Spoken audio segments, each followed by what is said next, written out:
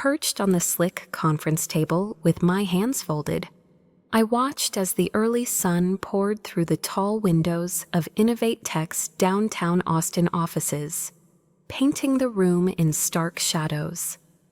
The constant humming of the air conditioner filled the room, and from across the hall, you could barely make out the aroma of coffee being served. The city was bustling with tech excitement on an ordinary Monday in early June 2025, with food trucks on every corner and startups sprouting. An email from our CEO, Evan Caldwell, popped up on my laptop screen as soon as I opened it. "Elena, you were an incredible asset to our team. Your algorithm presentation at the Tech Summit last year was the talk of the town. Congratulations." He had worked for the firm for 17 years, coding late into the night, to create the data optimization algorithm that propelled InnovateTech to the top of its field. The words were glowing with admiration, a rare moment of acknowledgement after all that hard work. As my heart warmed with a twinge of pride, I grinned and prepared to respond, with my fingers poised over the keyboard. My boss, Cassandra Reed, and HR representative Lydia Foster sent calendar invites, which caused my email to ding once again. Topic: timely gathering. A shiver ran down my spine, like if a server had crashed in the middle of a launch. I was aware that the time and tone were never indicative of good news. As I made my way to the conference room along the glass-lined corridor, I could hear the faint sound of my heels hitting the hardwood flooring and the diminishing buzz of the office. Curious eyes flashed from behind their screens to see me. Cassie sat at the head of the table inside her neatly manicured nails, tapping the edge of a manila folder, and her look was a carefully constructed mask of business grief. Lydia sat down next to her, her clipboard held tightly in her fist, as she pursed her lips into a narrow line. Cassie spoke the words, "Elena, thanks for coming on such short notice," with an air of barely concealed joy that I was familiar with from previous encounters when I had been overshadowed by younger, more charismatic talent. "Please have a seat." I sat down, maintaining an upright posture and a composed expression, even though my heart was racing fast.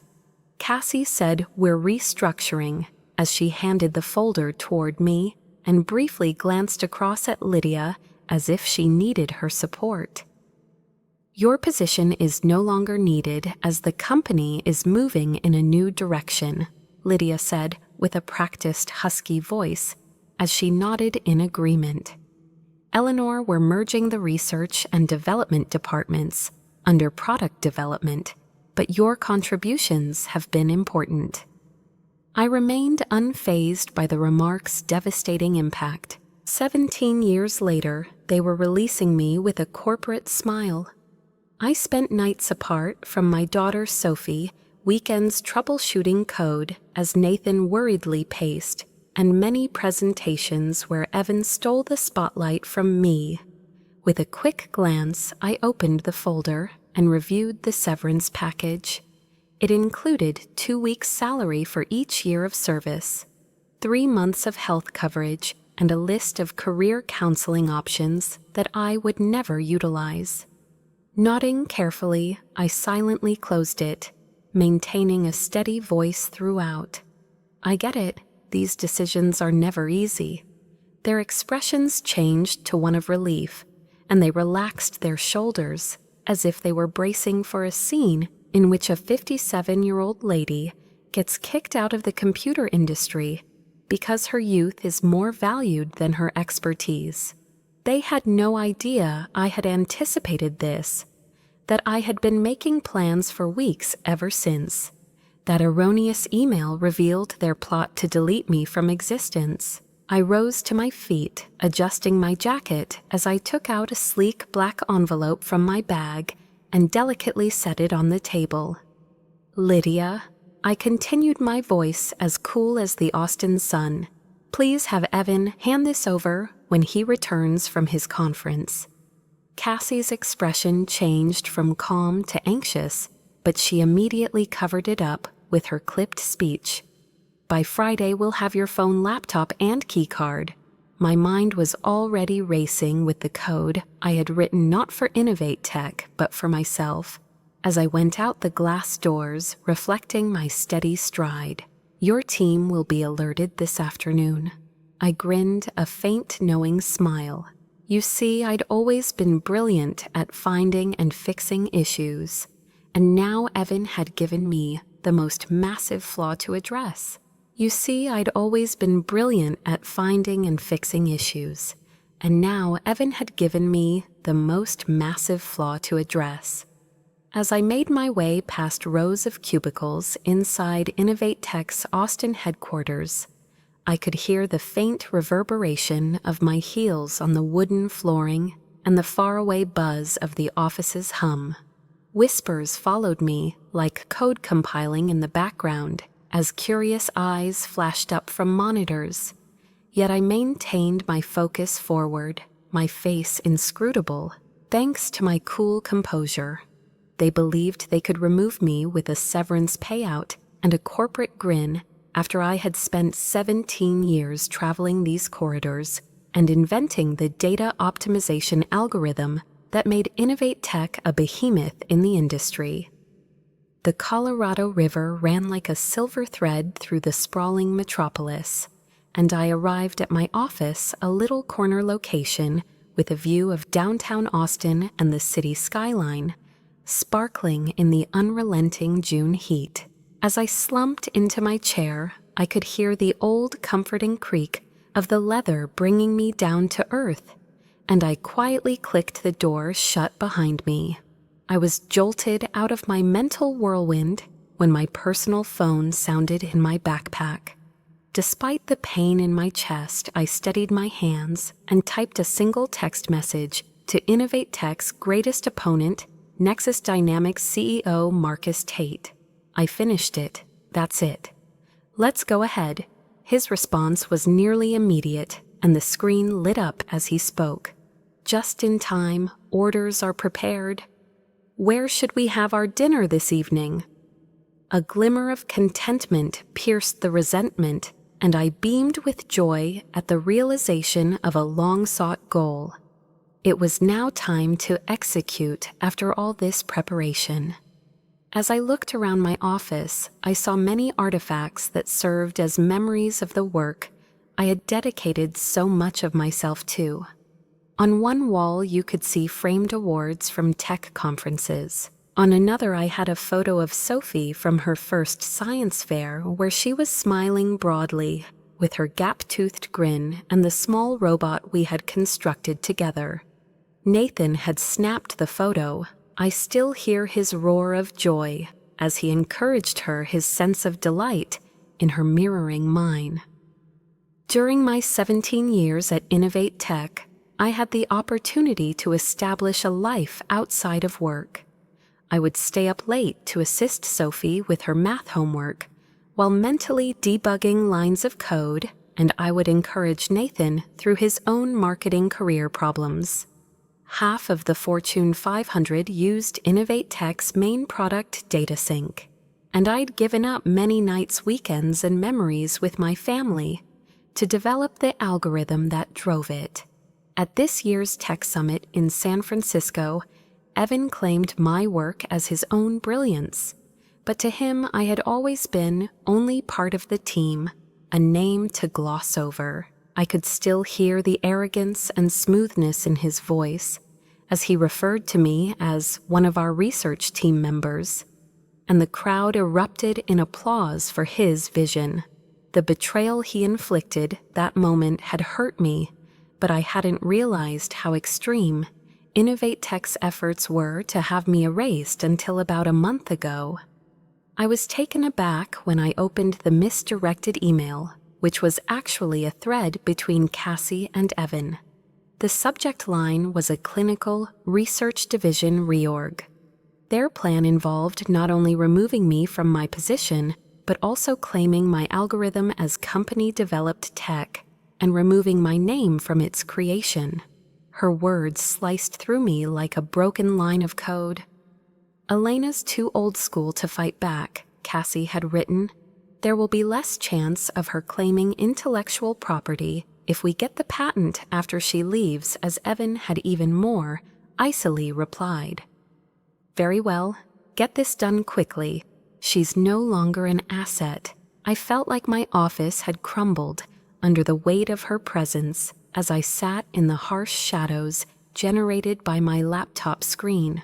After all these years of faithful service, slowly but surely expanding their empire, and now they consider me a liability. For the first time in years, I gazed at those words with quivering hands, not out of fear but of a calm, blazing resolve. Because I wasn't simply a coder, they assumed I'd walk away, as a 57-year-old woman in a field that valued young. I had spent my whole career as a problem solver, troubleshooting this same issue. Not for InnovateTech, but for my own future, I had begun planning that same night, my thoughts racing with code. Not for InnovateTech, but for my own future, I had begun planning that same night, my thoughts racing with code. The remainder of the crew had already left for the day, leaving me alone in my office with just the light from my laptop to guide me. Outside the window, I could barely make out the faint hum of downtown Austin. As I reflected on my 17 years at InnovateTech, I couldn't help but think about the email thread between Cassie and Evan. Their words, "too old school to fight back, a liability," lurked like a malformed script in my mind. However, to them, I was only a piece of code they could delete. I launched a new document on my personal laptop, the kind I'd purchased a long time ago, to safeguard my job from my personal life. I made this habit after listening to the terrifying accounts of other women in computing who had had their ideas stolen or their contributions destroyed. My determination became stronger with each keystroke as I began to type steadily. I would not allow them to delete me. I would safeguard my algorithm, which is my creation. It had been 6 months since the first warning sign surfaced during one of those late-night debugging sessions at home. I would prop my laptop on my knees as Sophie slept in the adjacent room, her gentle snores echoing through the wall. My data optimization algorithm, the code that drove DataSync, our flagship product, and the reason we became market leaders, was missing from InnovateTech's patent application, which I discovered while reconciling their project logs. It had occurred to me that the legal department's backlog may have included a simple oversight or clerical error. So the next morning, I had sent Cassie an email in a formal, courteous tone. "Have you heard anything new regarding the optimization algorithm patent?" The fact that her response had been so hasty should have raised suspicion. "Don't worry, Elena, we've got this. No need to be concerned." However, her remark seemed off a deviation from her typically composed manner. I had relied on my gut, which I had refined over years of coding, and began to delve more, staying late at the office. After everyone else had gone, the Austin cityscape, glistening outside like an uncertain promise I wasn't sure I could make. My worst fears were realized by what I discovered. A strategy memo was concealed among InnovateTech's internal documents on a shared drive that I wasn't authorized to see. I had accidentally discovered this file while assisting a young engineer with server issues. Knowing that intellectual property created by workers usually belonged to the firm, the document stated their plan claimed my algorithm as company-developed technology without particular inventor attribution, drive me out before getting the patent. Evan had written, "Elena's contributions are valuable but replaceable," and his comments cut deep. It would be wise to relocate her now because of her advanced age. Cassie had responded with an even chillier tone. "I concur. We will reorganize her section and eliminate her gradually. She'll never see it coming. I sat there feeling as though I'd been rebooted without warning, with the screen casting harsh shadows over my face. They intended to completely erase me after 17 years' nights. Apart from Sophie weekends I hadn't spent with Nathan presentations, in which Evan claimed credit for my work. Unfortunately, I had been underrated by them. I could fix this problem because I was more than simply a coder. I was a problem solver. My algorithm was being fine-tuned that very night on my personal laptop with my own time and resources. I refused to give it up even though I had increased its efficiency by half a feat that InnovateTech would have died for. Proof that this labor was mine outside the bounds of my job agreement is in every step I documented timestamps, development logs, even the coffee stains on my desk from those late hours. I had kept Clara Bennett's business card in my drawer for just such an occasion. We had met years ago at a Women in Tech conference. I had contacted her then. We crossed paths in a peaceful eatery on the outskirts of Austin, the type where the servers spoke to you as "Hun." Clara lowered a file over the table, her gaze steely but gentle, and her voice soft. The jukebox played classic country songs. It's been months in the making, Elena. I glanced through the file, my pulse racing, not from fear but from a calm, burning determination. It had everything you may need, including meeting notes, emails, and even a preliminary version of their patent application, which fortunately removed your name. As I placed the file in my bag, I had stated, "Thank you, Clara," maintaining a steady voice and composed hands. In addition, I re-examined my job contract, locating the original in a box in our Westlake Hills attic, where the aroma of cedar and ancient books lingered. A provision that safeguarded the intellectual property that I had created in my own time and with my own resources was buried in the fine language, and I had completely forgotten about it.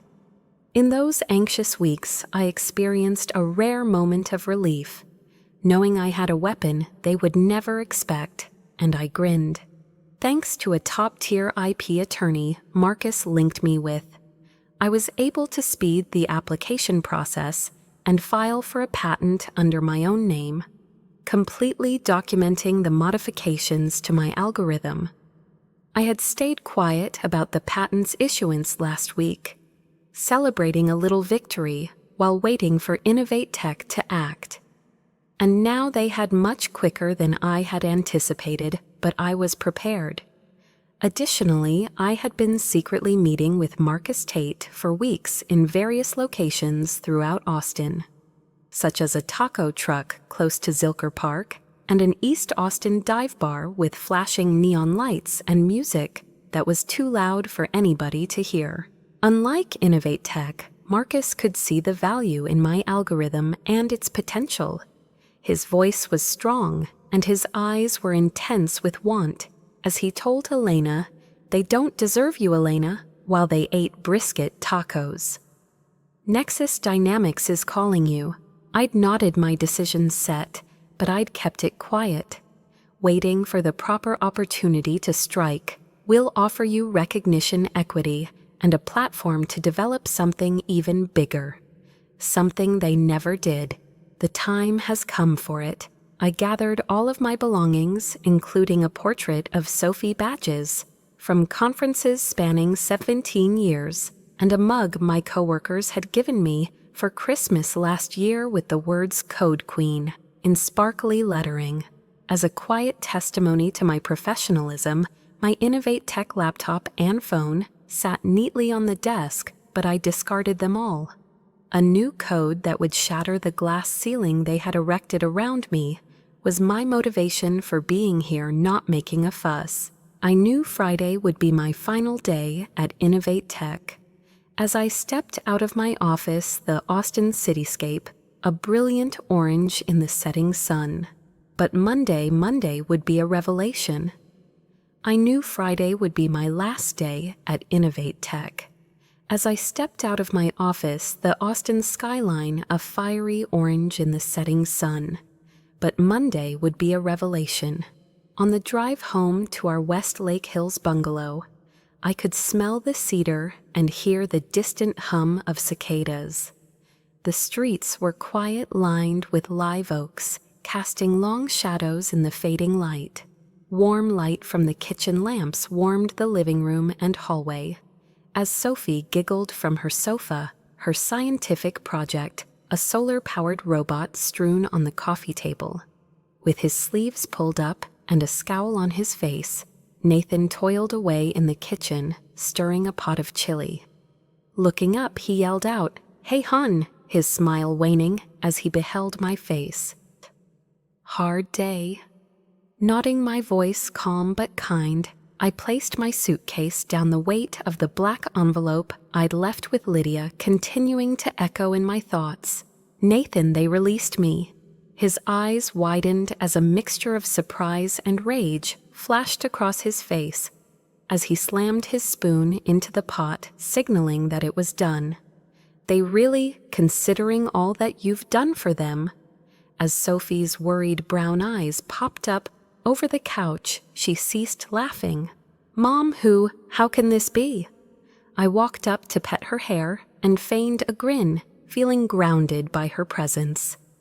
"Nothing is too big for us to manage, my darling. All right, I'll fill you in later." She gave me a doubtful look, but she continued working on her project nevertheless.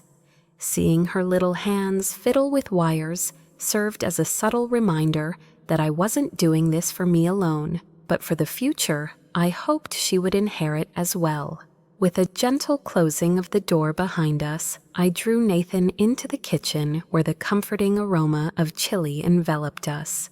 "I could feel it coming," I said, my voice calm and collected as I leaned against the countertops. "For months they've plotted to have me removed. In an email, I discovered that Cassie and Evan were trying to take credit for my algorithm and remove my name from it." Nathan's jaw clenched, his hands clenched into fists, and his voice lowered into a low growl. "Hey there, Elena. That's your job. Oh no, they're crazy." With a soothing touch and unwavering determination, I put my hand on his arm. "Absolutely not. Nathan, I have been getting ready."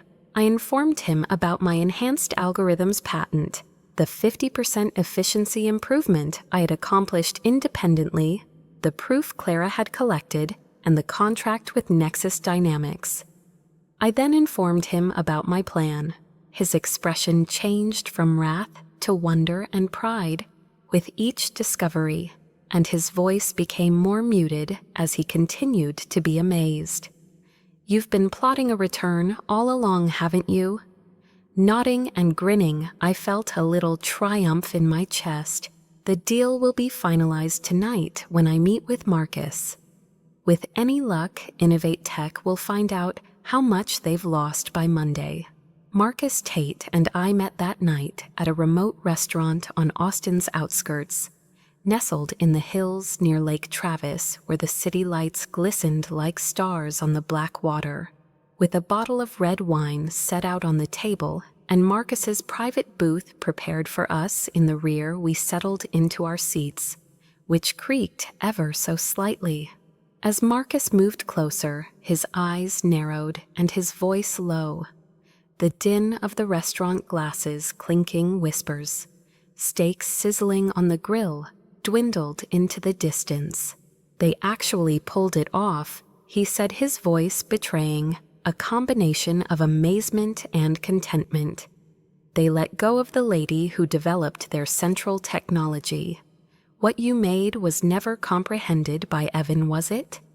As I responded, I steadied my voice and savored the full flavor of my wine. The user interface marketing and financial data were all visible to him, but the architecture, to him it was all tech stuff. Marcus pushed a folder across the table, its contents sharp with the contract we had been working on for weeks, and let out a deep, knowing laugh. "All the paperwork's finalized," he remarked in a rapid, business-like manner. "Your patent will be licensed exclusively to Nexus Dynamics the moment you sign. A 7-figure signing bonus, considerable stock in Nexus Dynamics, and recurring royalties from any products employing my algorithm are among the provisions I had already remembered as I perused the papers, reviewing them before Monday morning's news release that would announce you as our new Chief Technology Officer. I had also made sure that the 6 exceptional engineers I had guided at InnovateTech were well rewarded with promotions and senior positions. "When Evan listens, what expression do you think he'll wear?" Marcus questioned, his eyes sparkling with eagerness as he tugged at his lips in a grin. Closing the folder, I signed the last sheet with a steady line and a subtle edge in my voice. "My team is my biggest concern. The consequences will be unfairly felt by them. What about Evan, though? He will discover the consequences of accidentally deleting a file." Earlier that week, I had a meeting with my lawyer Theo Carter at his office that overlooked South Congress. The street below was eclectic and bustling with food trucks and street performers. The open window let the Austin spirit in. With his piercing eyes narrowing in approbation, Theo had examined my patent employment contract and Clara's documentation. With a forceful voice, he had introduced himself as Ironclad Elena and tapped the file. "By not patenting your initial algorithm, they infringed upon your intellectual property rights. Furthermore, your enhancements obviously fall outside of their purview. On Monday, in conjunction with the Nexus announcement, we will be submitting a lawsuit. They'll be held accountable in a very public and literal sense." I grinned, a sense of contentment washing over me.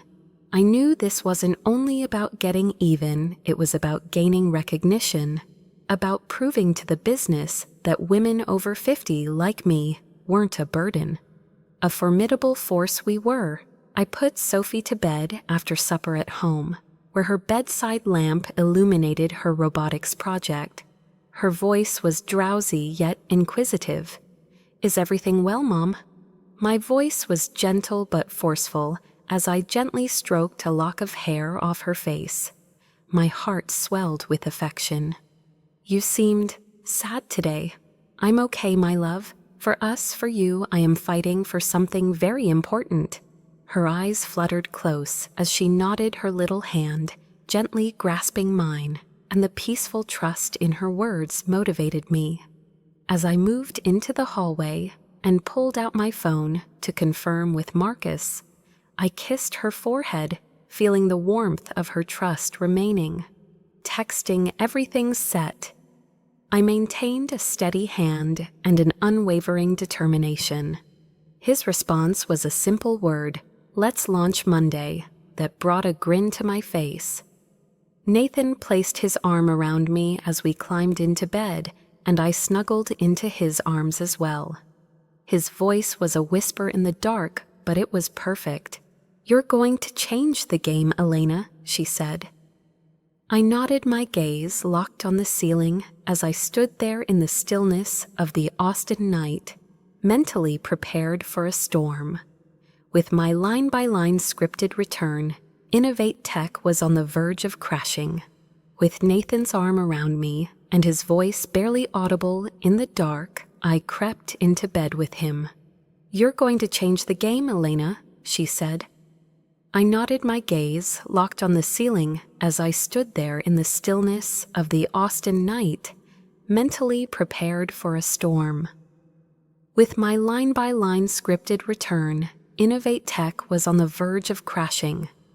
The sunbeams from Texas that pierce your window on Monday morning were so intense that they compelled you to get out of bed and face them.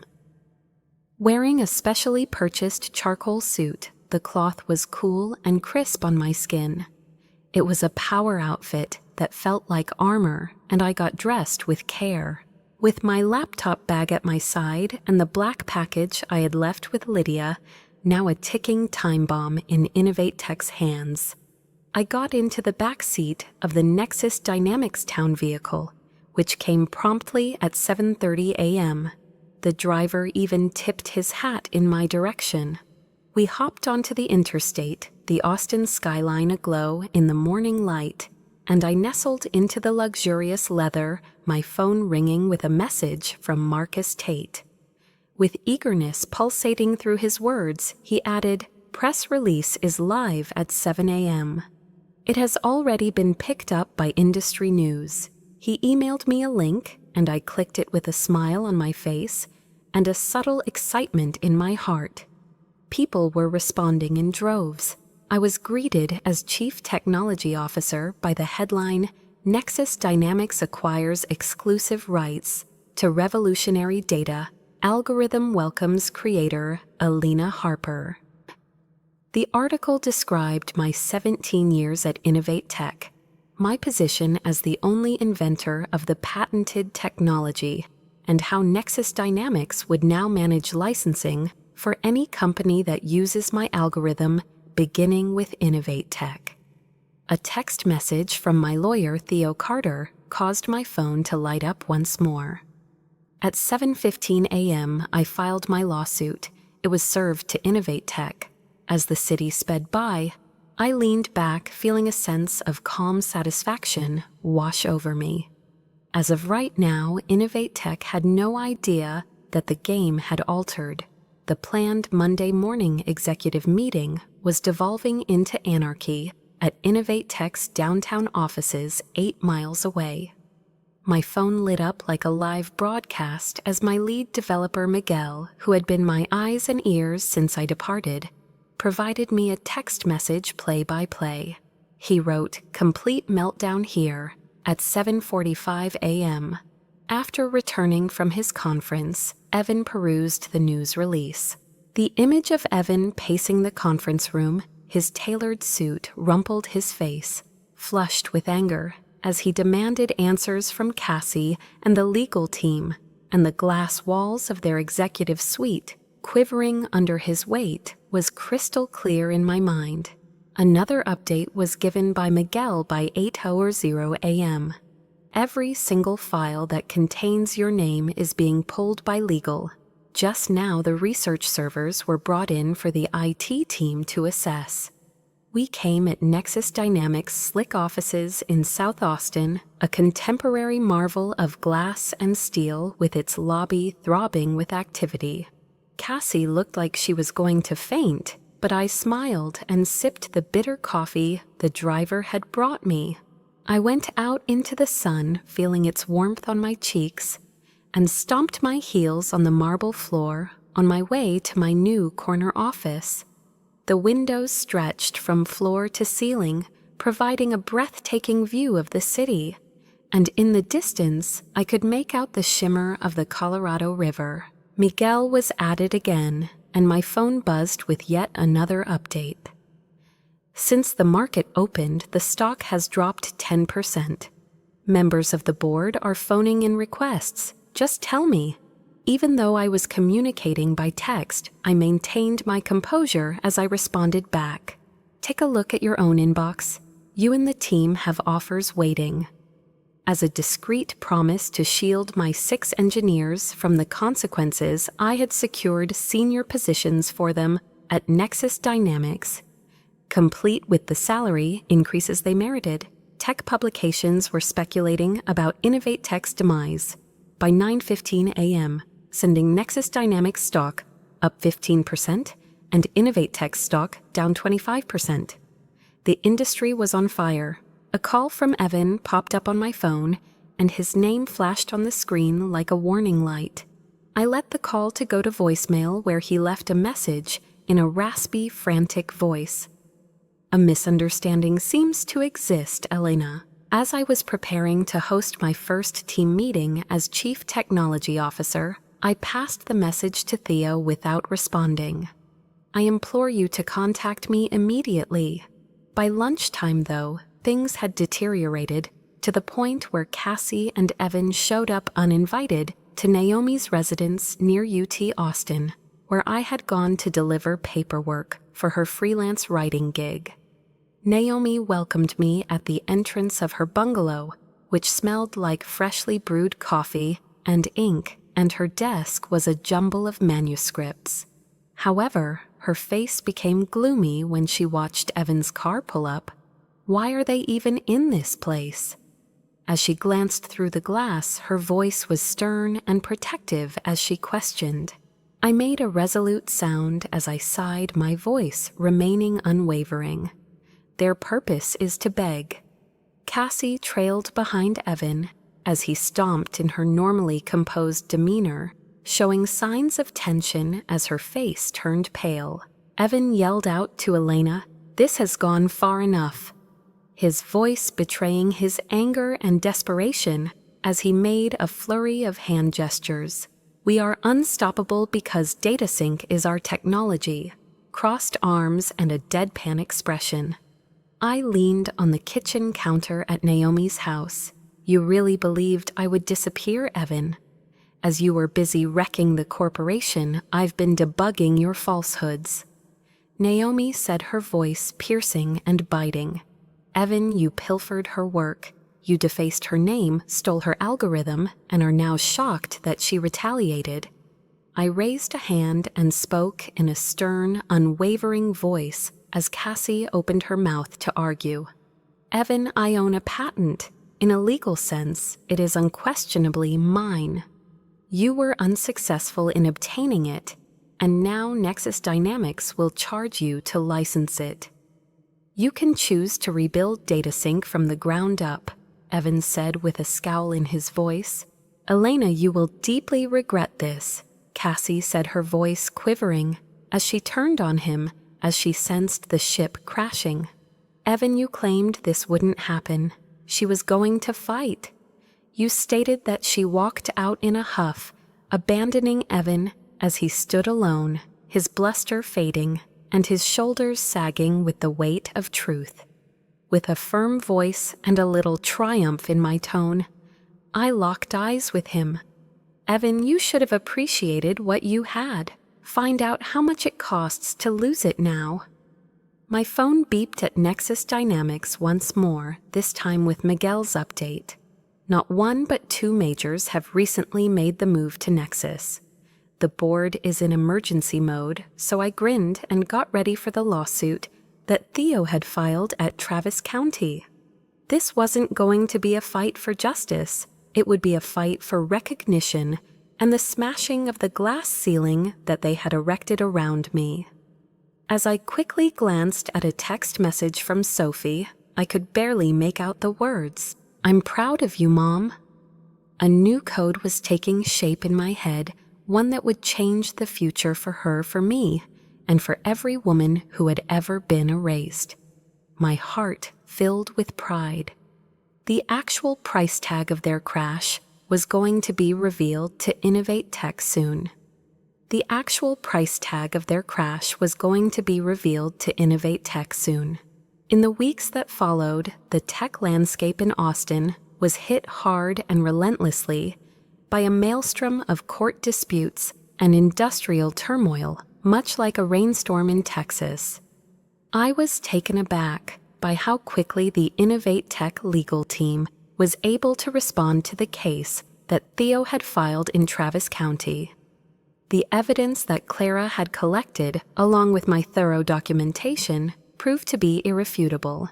My patent, the misdirected emails, and InnovateTech's strategy plan were meticulously examined by the judge, a lady known for her no-nonsense demeanor, sharp eyes, and reputation for impartiality. Her voice reverberated throughout the courtroom as she said, "The defendant's actions constitute a clear violation of intellectual property rights." This finality caused a ripple effect across the InnovateTech crew.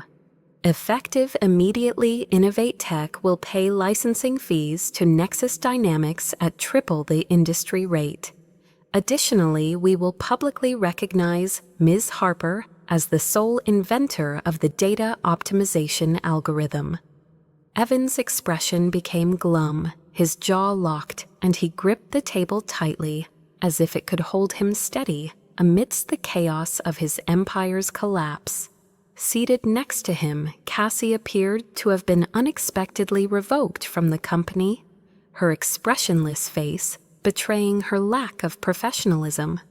No amount of public relations could ever help InnovateTech recover from the judgment, which was more than simply a financial setback. It was a public humiliation. Nexus Dynamics surged our market lead, now unstoppable, while their stock fell another 10% that day, clients defecting at the rate of a corrupted server breakdown. As I stepped out of the courtroom, I felt the warm sun on my cheeks and could feel the energy of Austin all about me.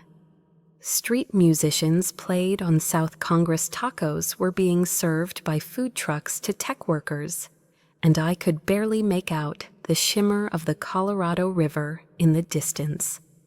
With the emergence of a new chapter and the absence of faults and flaws in the code, I experienced a lighter weight than I had in years. Beyond just winning a case, I had shattered the glass ceiling that InnovateTech had erected around me. I had laboriously banged my head against this ceiling for 17 years. After leaving InnovateTech's impersonal cubicles behind, I made my way to Harper Tech Solutions that afternoon. My new office was located in South Congress and had exposed brick walls and expansive windows, which were a welcome change. When I joined Harper Tech, it wasn't only a consulting business, it was a mission to empower women in technology by providing a platform to safeguard their intellectual property and prevent their erasure, just as it had almost happened to me. Already, I had my first customer lined up, a data scientist battling to recover her stolen code, 2 young engineers launching their own artificial intelligence startup, and their stories of perseverance resonated with mine.